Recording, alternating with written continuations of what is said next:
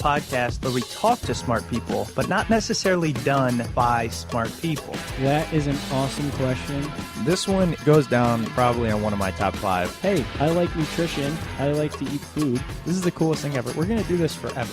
I wish I paid more attention in that class. You know, I'm going to be honest, I don't understand that. As a man, I don't get it. Welcome to smartpeoplepodcast.com. Hello and welcome to Smart People Podcast, conversations that always satisfy your curious mind. Hope you are having a good day today or night, wherever you may be in the world. It's crazy when we get emails from this all corners of the world. I love it. Thank you so much. Excited to have on the show today, Tom Schwab. Tom helps small business owners, entrepreneurs, solopreneurs get featured on leading podcasts that their prospects are already listening to. And then he shows you how to turn listeners into customers.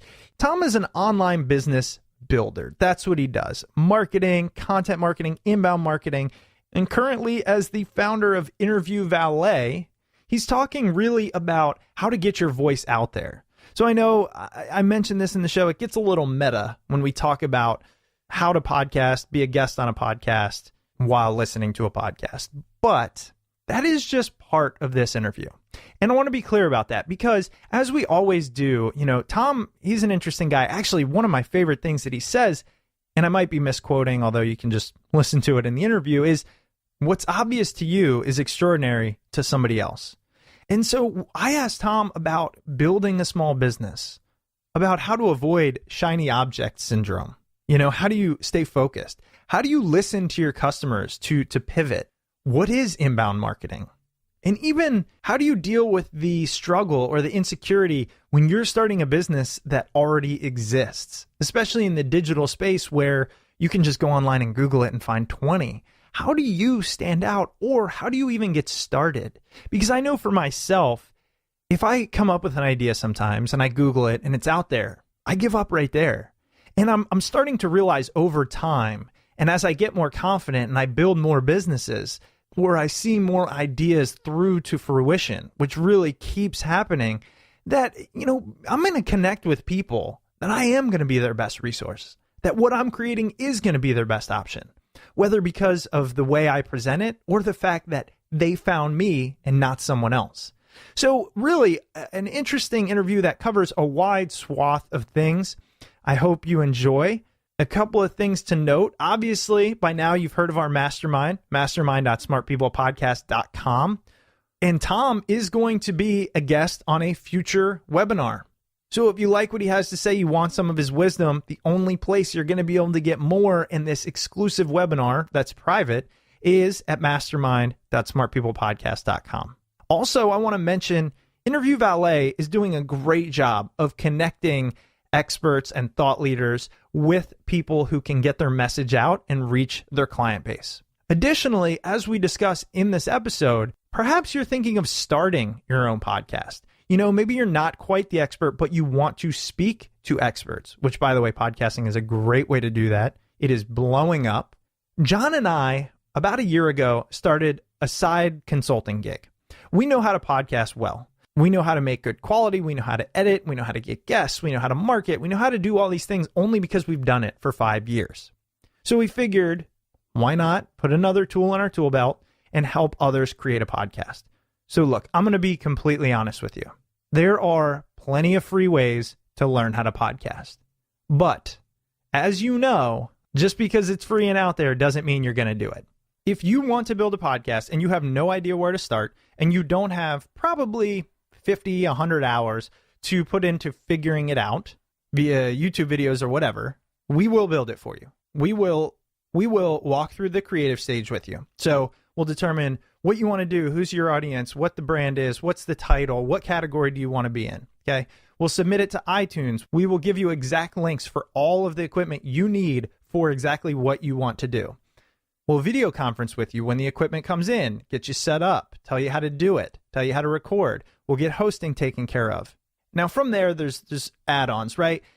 We can do your first 2 months of episodes where we edit, post, and whatever, so then you can have some time to figure out the whole editing process. We can set up a subscription where we edit your shows, or we can give you resources for others to do it. There's a whole host of things, and we'll walk through exactly what you need. But if you're just saying, I know I want a podcast, I want it to look good, sound professional, and I don't want to have to learn how to do it, we can set that up for you. Another thing is, I'm just going to tell you up front what the standard kind of pricing is, or the price range. So when we do this for companies, it's anywhere between $4,000 and $8,000. Okay. And we will oftentimes, if they're fairly local, we'll set them up. We'll do all this stuff. It's pretty intense. We'll get them 3 months of episodes. We'll teach them how to interview, all this great stuff. I'll create tutorials and all that. We can do that for you. But for what we are offering to anyone listening is you can have the whole package and 1 month of edited episodes for $1,900. It's just, if you've said, I've always wanted a podcast, we will get you up and running as quickly as you can handle it. All right. So just wanted to throw that out there. You can email us at smartpeoplepodcast@gmail.com. All right. Here it is. Tom Schwab, marketing expert, founder of Interview Valet. If you want to be interviewed, they're the place to go. And make sure you tell them Smart People Podcast sent you. Here's the episode. Enjoy.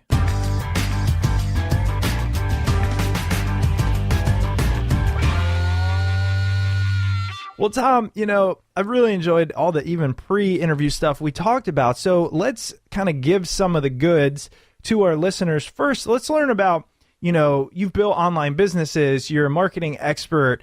You talk about inbound marketing. And now for folks who have small businesses, give us from your end a quick 1, 2, 3, what you do and why.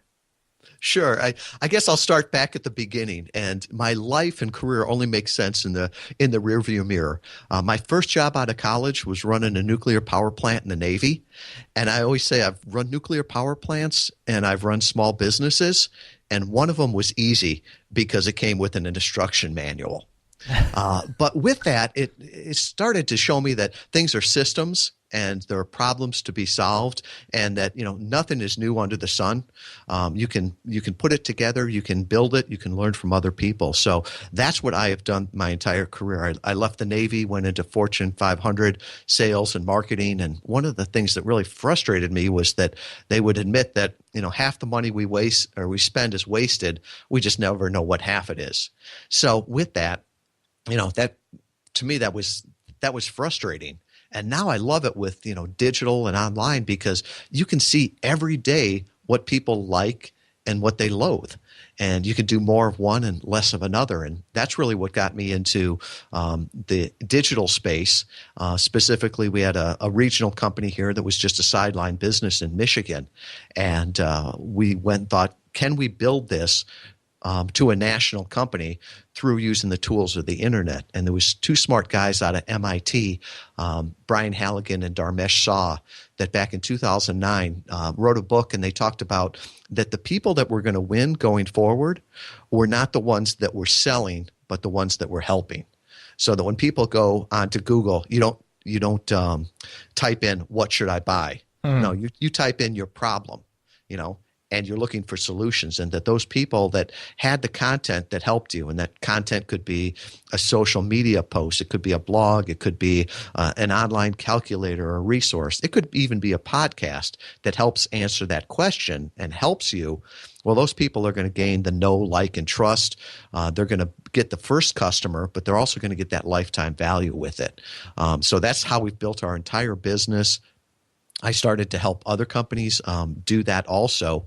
And, we used to use blogs. I mean, six years ago, everybody read blogs and they worked really well. Well, ask yourself, how many blogs do you actually read from beginning to end anymore? Probably not that much, but there's other mediums where you can communicate with people. Social media videos, or one of the ones that we found out was the best was podcasts. An interview where you can talk to somebody for 30 to 45 minutes and people get to know, like, and trust you. And if you could help them with their problem, they connect with you. If not, they move on. But, we've just found great power in it. It's easy content to produce, to reproduce, and you get to meet a whole lot of fun people. That's true. That's why I do it, because I'm definitely not in it for the money. but it has been an interesting shift. And I say to all small business owners, essentially, you should have a podcast. Podcasting is what blogs were in, I think right now, if you start a podcast, it's like starting a blog in about 2005. That's my guess. So it's like crowded, but it's not overcrowded. What do you think about the state of the kind of market and that analogy? Well, I agree with you, but I also have to admit that, you're young and a hard charger. I'm older and I'm lazy.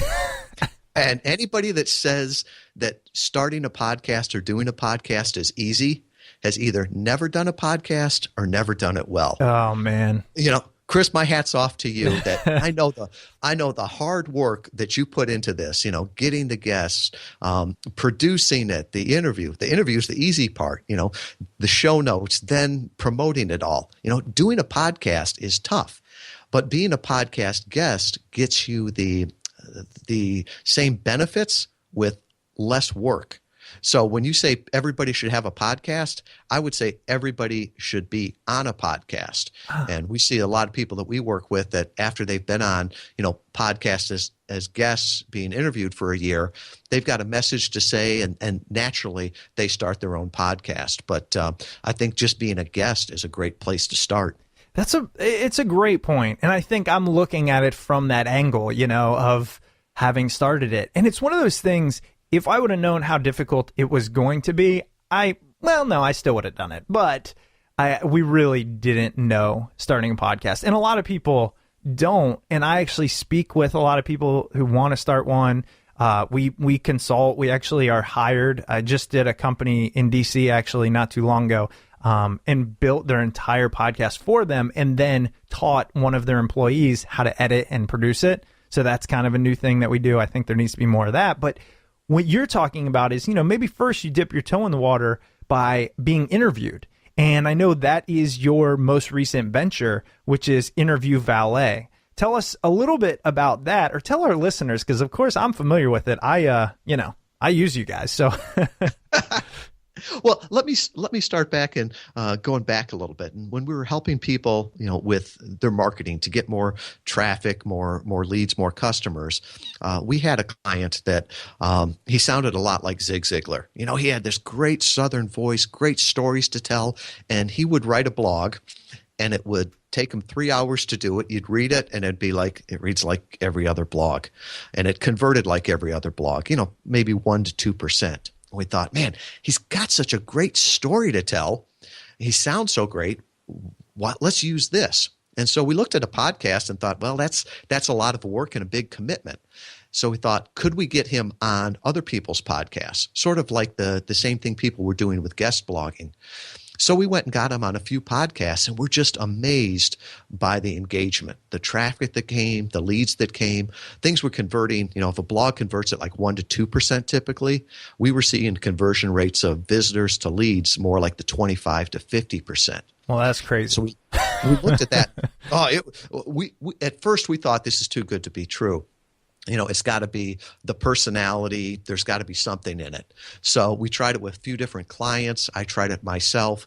And for about a year, we just kept doing it and testing it and tweaking it. And what we found is that, no, it's a system, that if you get on the right podcast, talking to the right customers with the right system, that you can really do the same thing. And so with that, we had so many people asking us about that I put a small course together to show people how to do it. And while it did well, I'd go back and talk to the students that were taking the course, and they'd all say, well, I understand it. I don't have the time to do it. I want somebody to do it just like you do for your clients. And we also heard from the podcast hosts that, they really wanted great guests that showed up, that were ready, that were vetted. So we saw this need. So back at the end of 2015, we did a beta test and said, could we put a service together that helps the podcasters, helps the guests, and does everything for them? And we sort of look at it from the standpoint of, when you're a guest, you're the performer. So if you want to talk about Rolling Stones, Dave Matthews, the Beatles, whatever your your genre is, they don't set up all the gigs. They don't move the equipment. They've got roadies to do all that. All they do is show up and perform. And so with Interview Valet, that's what we've really done. We take people that have a message that they want to get to a specific audience, and we help them with that to get in front of the right listeners on podcasts, and then do everything so that we can help them take people from being listeners to leads to customers, and really helping them, helping the podcast hosts, and ultimately helping the listeners. Right. Well, and I want to learn more about Interview Valet. And as I kind of mentioned earlier, doing a podcast about getting on podcasts is a little meta, but I think it's a really cool thing we haven't covered yet. And it's a tool in the tool belt of small business owners and entrepreneurs. But I want to go back and talk about, your background really in, of course you're in the Navy, but in entrepreneurship, in marketing. And it's especially digital marketing. It's such an interesting niche to me because I feel like so many people are doing it, right? And so I'm wondering, how do you, because people run into this in any business they start. They go, you know what, I want to do this. And then they Google it and they see that 50 million people are doing it and they quit, right? They go, I can't do it. I've struggled with that. Somebody else is probably better. There's so much saturation. How do you, deal with that? Or how did you early on when you were learning about marketing and teaching others, when there's so much content out there on it? Well, I think everybody has their unique perspective on something. And in some ways, more information doesn't help you. If I have to get an answer to a problem, going to the Library of Congress doesn't help me. It just confuses me more. Just connect me with somebody that can explain it to me and how to use it. And I went back and got my MBA in marketing and spent a lot of time, tens of thousands of dollars to get it. And what I learned afterwards is that you've got the simple things. Marketing at its base is starting a conversation with somebody that could be an ideal customer. And I think especially online right now, everybody is talking about tools and tricks and tactics, that all you need is to advertise on Pinterest and you'll have a great business. All you need to do is get this newest tool and you will do it. And we get so focused on all the little things that we miss the big picture. So one of the things that I always look at is that everybody's got their own little niche that they can talk to. And what you need to do is focus on who it is you want to serve. Just because there's 7 billion people in the world doesn't mean you've got 7 billion potential customers. I always say the worst business advice I ever got was from my grandfather. Old Irishman. I love him dearly. The only thing he ever told me wrong was this. He said, when I was in college, he said, choose carefully who you drink with because you can't choose who you work with. Now, for him, that was the truth. He's a mechanic in a small town. Everybody was his customer. But for us, we can choose who we work with. And we need to be very, very specific on who can be our ideal customer, who can, thrill us working with them, and who we can thrill. You don't need everybody as a customer. You need to really focus down. So I don't care if there's 1,000 other people doing a similar thing to what you do. You need to niche down and figure out who it is that you can serve. And that marketing speak is the ideal buyer persona or your avatar. I always say, who's your dream customer? Who's that person that not only could be a customer, but could be a fan, could be an advocate, that person that you're thrilled to do the work, and even more thrilled that you get paid to do the work. So I think as you start looking at that competition, just realize that it's a big world. There is no competition. For most of us, depending what we do, we need, maybe 100 customers, maybe 1,000, maybe 10,000. Mm-hmm. So even if you need 100,000 customers, figure out what percentage of the world that is And you see you got just a small fragment there. And so with that, you can serve that small fragment better than anybody else.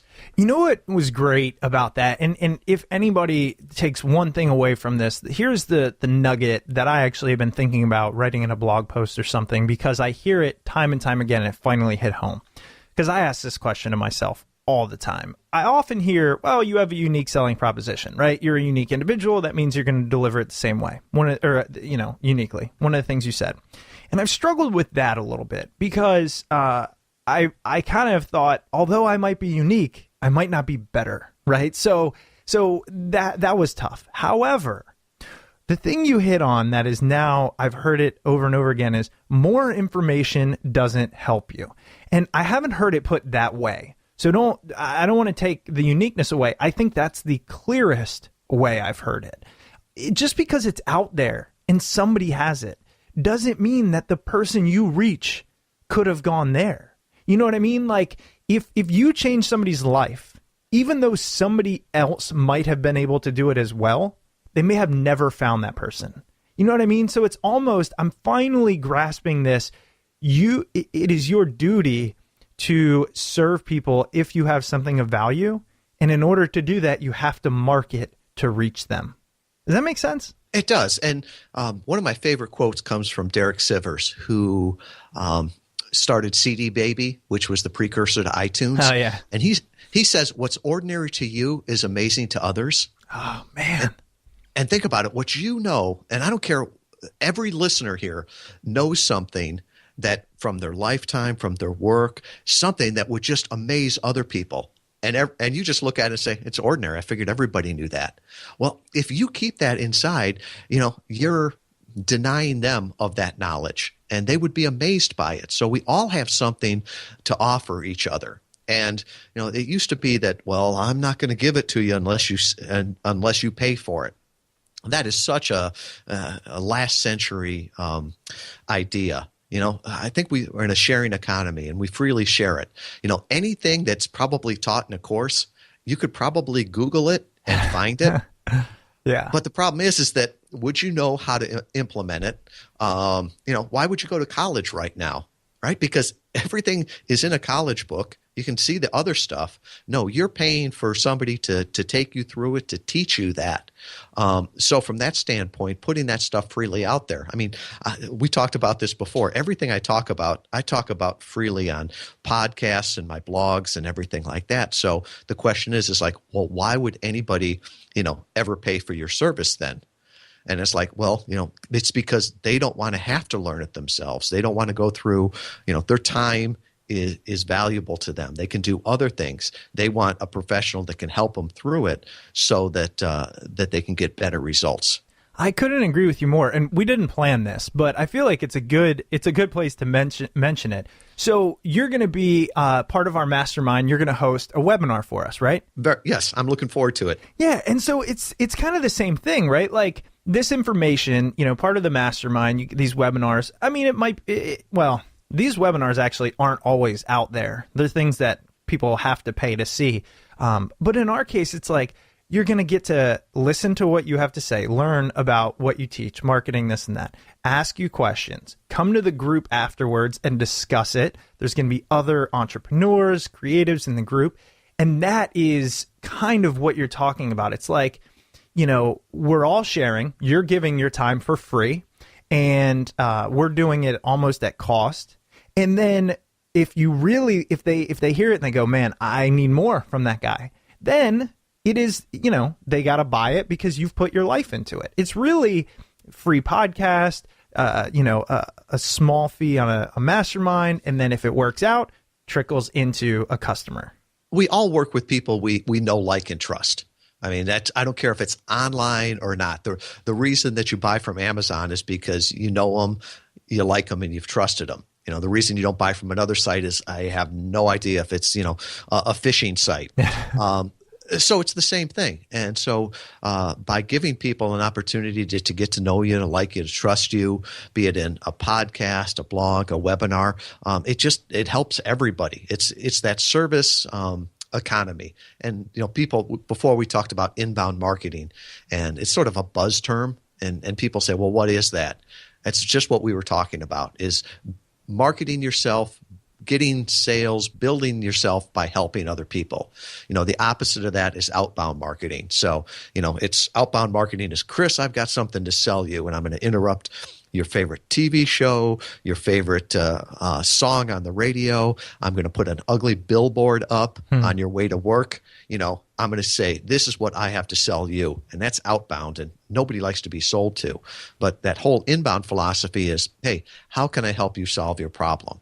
And I think that's the future of business, the future of marketing. And, nobody likes to be sold to, but everybody likes to buy to solve their problems. Yeah. And let's talk about that, kind of the inbound marketing. You mentioned things like the Pinterests or the Snapchats or, all the content, all the blogs. When's the last time you read a blog? Now we have podcasts, videos, YouTube.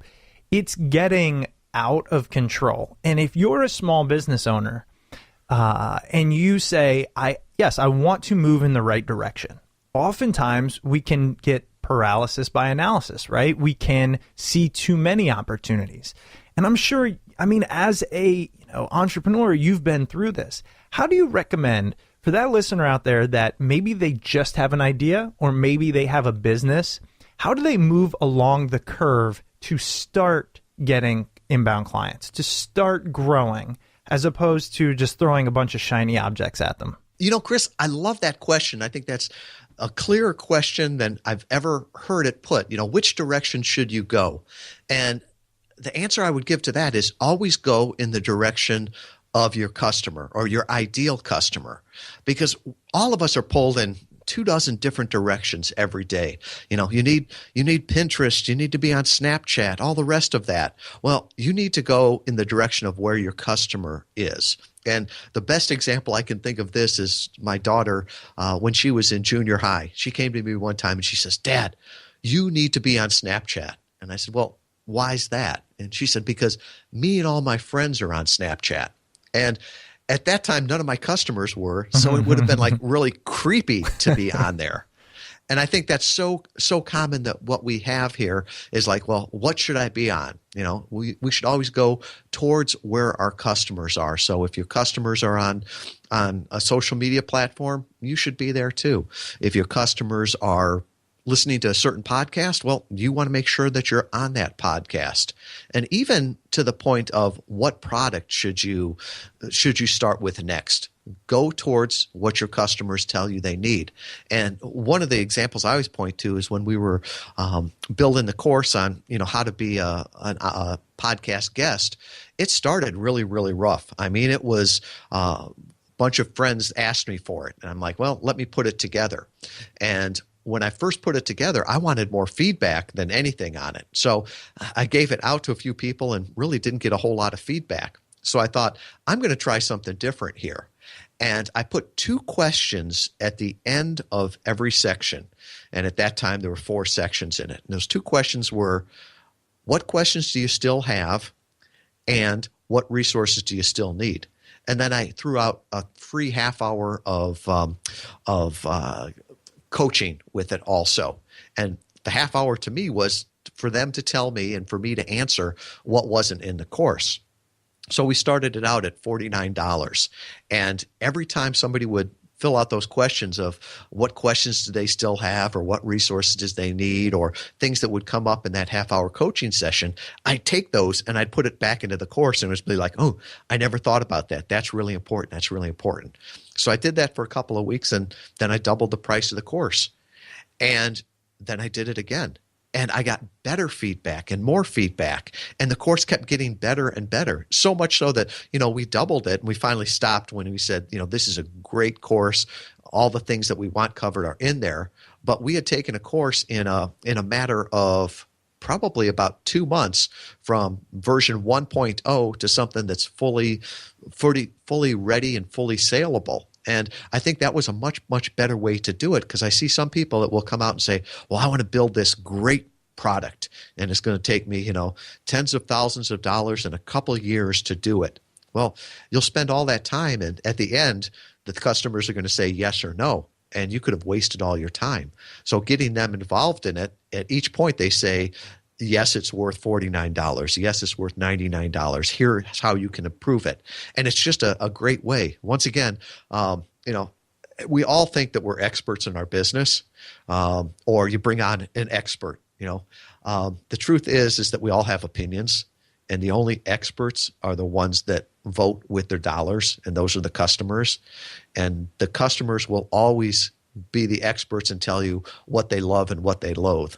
As business owners, we just have to be smart enough to listen to them and doing more of the things that they love and stop doing the things that they loathe. Yeah, and that's a good place. I'm glad you ended there because I have a follow-up question on that, which is I've heard this, and you have to figure out what the customer wants, you deliver, and then you not necessarily pivot, but you modify.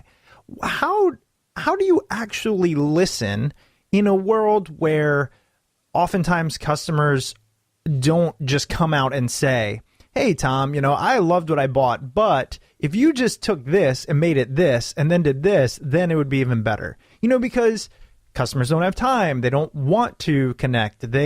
Whatever. There's a number of ways, but I'm wondering, what are the ways you have found that are best to listen and change what you're doing or improve upon it, I guess? Yeah, and it goes back to that. What was the line that if Henry Ford would have listened to the customers, he would have come up with a faster horse that didn't poop as much. Yeah, exactly. So there's a little bit there, but I think we've got such great tools at our hands that we don't use always. A lot of times, like with analytics, we should look at the analytics and say, so what do they mean? And so what pages, what blogs, what posts resonate more with your ideal clients? What words are they using? And start using those same words back. What frustrations are they having?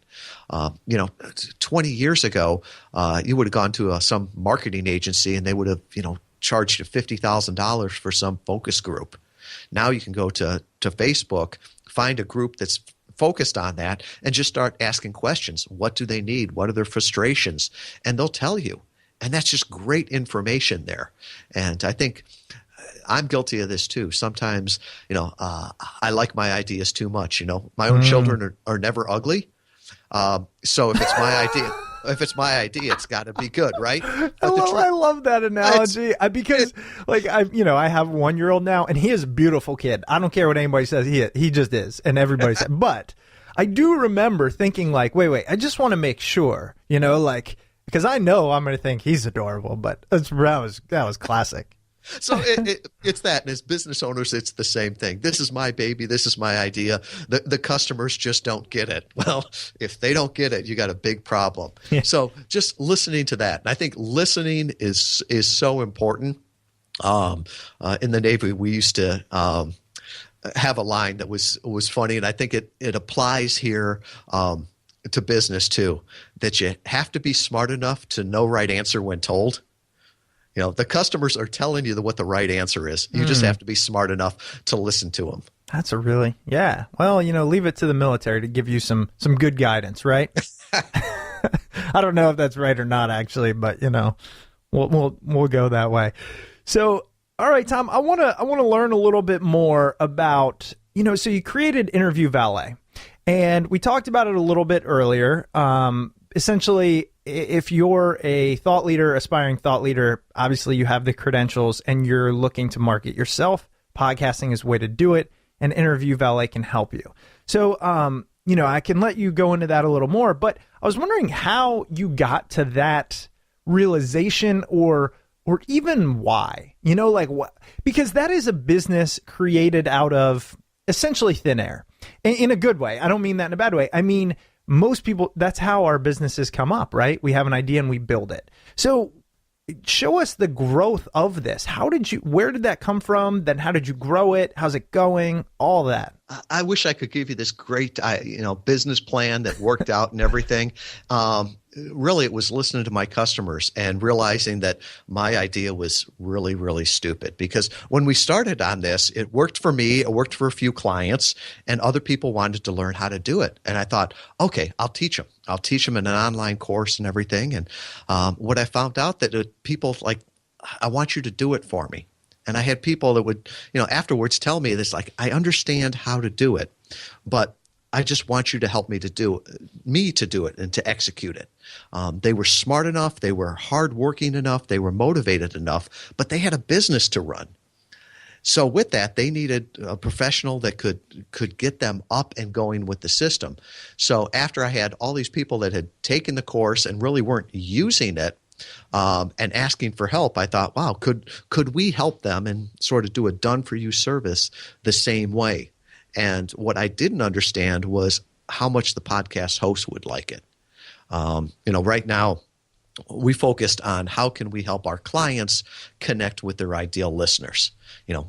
People that are listening to targeted podcasts so they can go out there so that they get that know, like, and trust. But when we started to pitch the idea or present the idea to podcasters, in Facebook forums, in interviews, the conversations before and after, we found out that it was doing them a great service because, they're looking for interesting people that to interview, people that show up ready to amaze and show up prepared. So it's been great, and I would say the company we just launched it in early 2016. It came out of beta testing, and has continued to expand, and has continued to add more and more value based on what our shareholders have said. Both our clients, both the podcasters, and what I'm most excited about is that the results that we're seeing that are reproducible and the areas that we're using it with.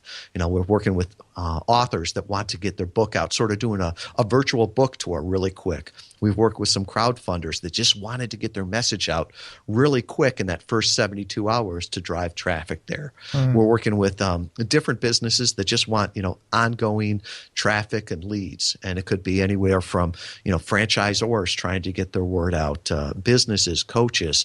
And it's so much fun because, even we talked about the webinar there. I love doing those webinars. And one of the things I always put out there is, let's not use one of my examples. Let's pick somebody from the group and let's talk about your business and let's see how it would apply to your business. And undoubtedly, there's somebody that comes up with a business that I had never thought about before. And I'm like, okay, well, how would it work for that? And we can go through it. And so I learned something with it too. So it's been fun. I think we're just on the cusp of podcasting really taking off. And the funny part is that 20% of the U.S. population right now listens to podcasts. I don't know what percentage of have no idea what an iPod is, that they're too young, but really podcasting is becoming more on-demand radio. In 2016, we had some of the cars that could download the episodes directly to the dashboard. It didn't need a smartphone or anything.